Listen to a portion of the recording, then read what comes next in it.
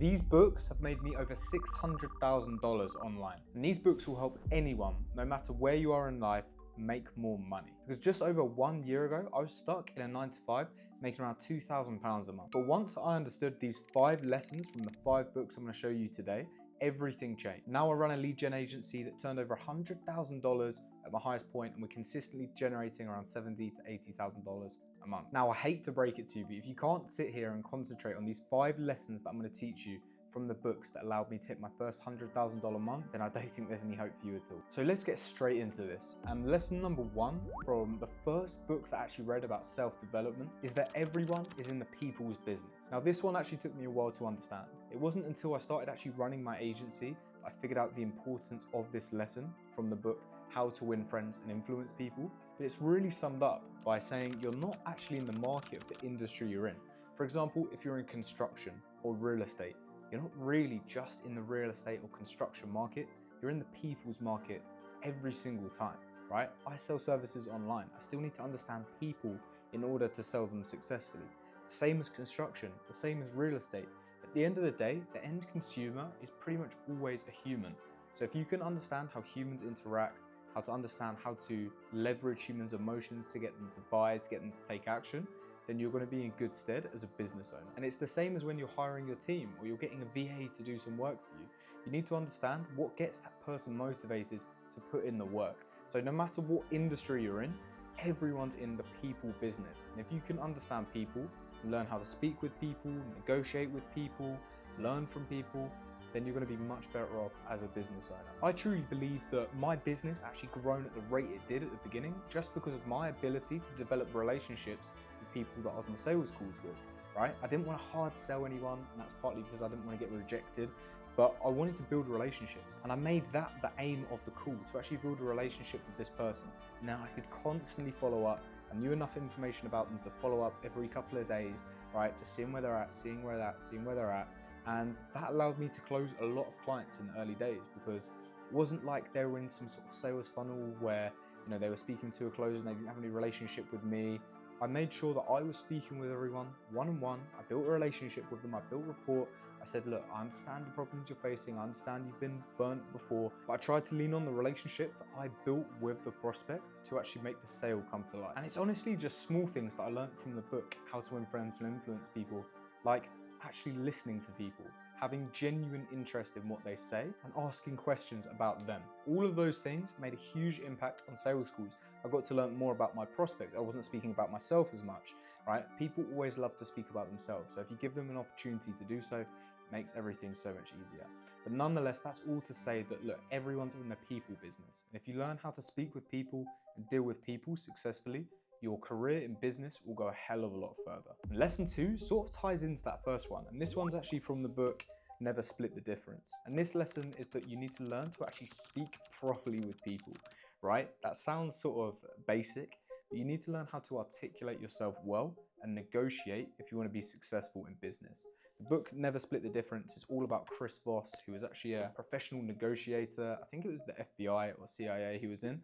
And he'd negotiate on hostages and stuff to set people free. Really high pressure, intense stuff, and he was negotiating in these situations. And some things that I learned from the book that really stood out was that if you learn how to actually articulate yourself properly and speak assertively with confidence and with dominance, it makes sales calls a hell of a lot easier. It makes speaking to your team a lot easier. It makes speaking to clients a lot easier. It basically makes everything in the business world a lot easier if you can actually speak properly and articulate your point of view and your thoughts. In the book, Chris actually talks about the 7-38-55 rule, which says that if you're speaking with someone or negotiating with someone, the words alone only hold about 7% of the weight in that conversation. 38% of the weight of that conversation is held by the person's tone of voice, and 55% comes from facial expressions and body language. So most of the time, it doesn't really matter what you say, but it's all about how you say it. And that's why I'm saying learn how to speak properly, because anyone can tell you what words to say. You can look at ChatGPT, you can get it written by AI,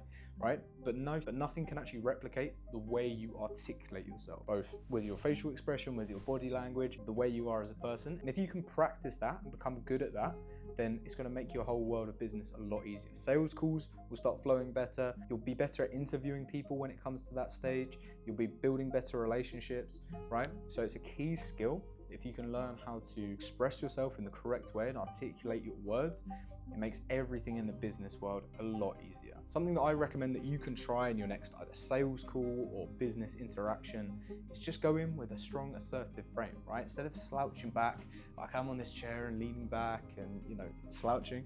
If you just go to the call or the meeting or whatever it is and you just sit upright and say what you normally would say anyway, just see how the person on the other end interacts. I guarantee it will be different. I guarantee it will work more in your favor, right? Even from just by sitting up straighter. It's crazy. But if you try it, I guarantee you'll see the result of it.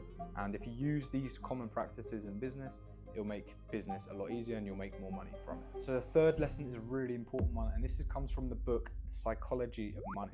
Now, this lesson is that you need to think long term to get rich. Everyone is interested in the next get rich quick scheme or, the next meme coin that they can flip or something like that. But in reality, that is not how to actually build wealth. The only way to truly build wealth is doing the same things, repetitive actions over and over and over and over again, becoming an expert in your field and letting time play its course. The reason why time is so powerful is because it creates something called compound interest. And this means that over time, your returns of something will get exponentially higher. It's why you hear figures like Warren Buffett has built, 95% of his wealth in the last 3 to 5 years, right? And obviously he's an older guy. It's the same with a lot of these older people who have crazy amounts of wealth. It's all been built in the latter end of their life because they're experiencing compound interest. And you can only experience compound interest when you're doing the same thing repetitively time and time and time and time again for a long period of time. So getting into business just to get rich quickly and then dip out is not the way to do it. I actually kind of thought this was going to happen to me, to be honest.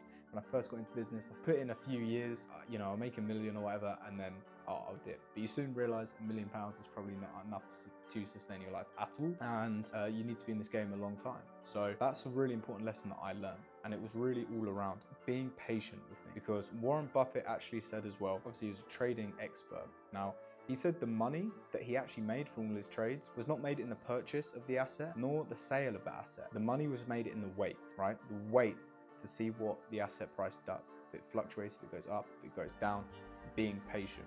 It's the same really with business, right? The money's going to be made in the patience, exercising that wait to put the work in and then wait to see the reward.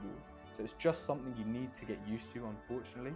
If you're in this game, if you're anything like me, I know you're going to want to get results extremely quickly and you're going to be impatient, and that's good to drive you forward, but don't let it affect your decisions in a negative way. You just need to understand that this is a long-term game and you'll see the results through the compound interest that will be in the years to come. Lesson 4, I think is a really, really important one. And this actually came from one of Patrick Bet-David's books, Your Next 5 Moves, and one of his books, Choose Your Enemies, I think it's called. I read both of those, and this was really important for me when I very first got started. It's important for me now as well, but you'll understand why in a second. And this was all around reinventing yourself. It's a really uncomfortable thing to do. It's something that you kind of have to do if you want to succeed in business. Every extremely successful entrepreneur has done this. They've reinvented the way they are as a person. So I knew that I used to be very social. I used to go out, I used to drink, I used to party, I used to have fun at uni and with mates, etc. And I loved that sort of lifestyle that I was living. I really enjoyed it. But I knew that when it came time to actually start a business and get serious with this, I had to reinvent my character. I just had to do it to achieve the goal that I wanted to achieve, which was to make my first £10,000 a month online and give myself a little bit more freedom, right? And in order to do that, the inputs that were required were literally 10 to 12 hours a day, work every single day non-stop. That's what was required. Now, the way I was before, me as a person, Harry as a person, wouldn't have been able to achieve that. I couldn't concentrate for very long. I was going out too much. I was partying. I was getting distracted.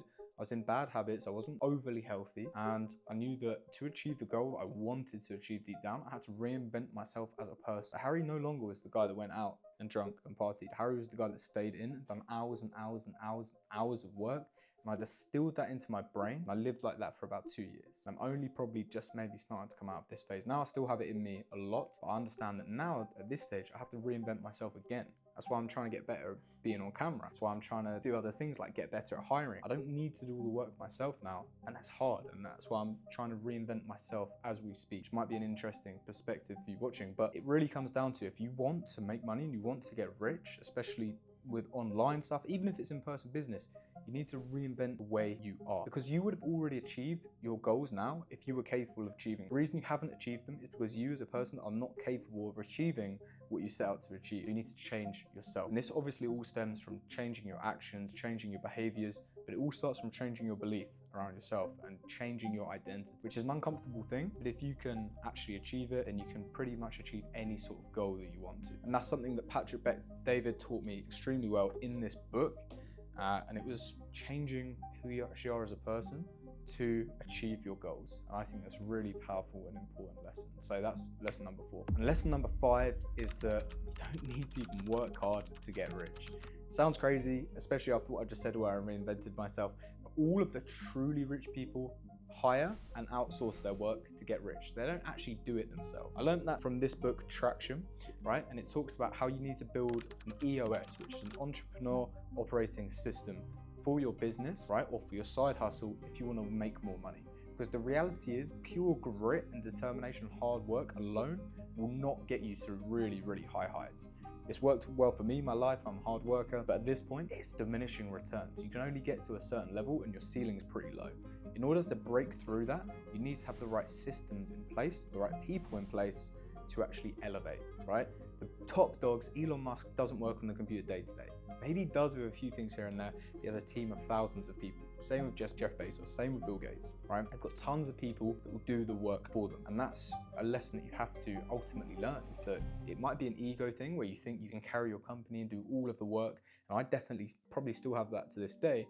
But the reality is, if you really want to get rich, you need to have other people do it for you, because you're going to go much further if you have 10 people in your team versus just you.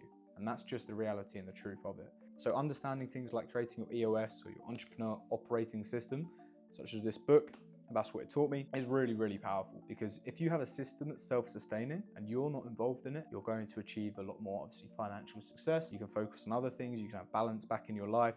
You don't have to work like an absolute dog 10, 12 hours a day just to make a bit of money. So it was definitely a perspective shift. And I have another video on my YouTube talking about how I went to Bosnia and experienced this as well, where I pulled back and had a bit of fun actually for like a week, and my business grew, which was crazy, but it was because I had the systems in place, I had the people in place to help me achieve that. So if you're actually looking for someone to help implement the systems to scale your business, maybe I can help. I have a link in the description. Just click that if you want to speak with me, and maybe we can have a discussion about implementing some systems to grow your company. But there you have it. Those are the 5 most important lessons that I learned from those 5 books after reading them.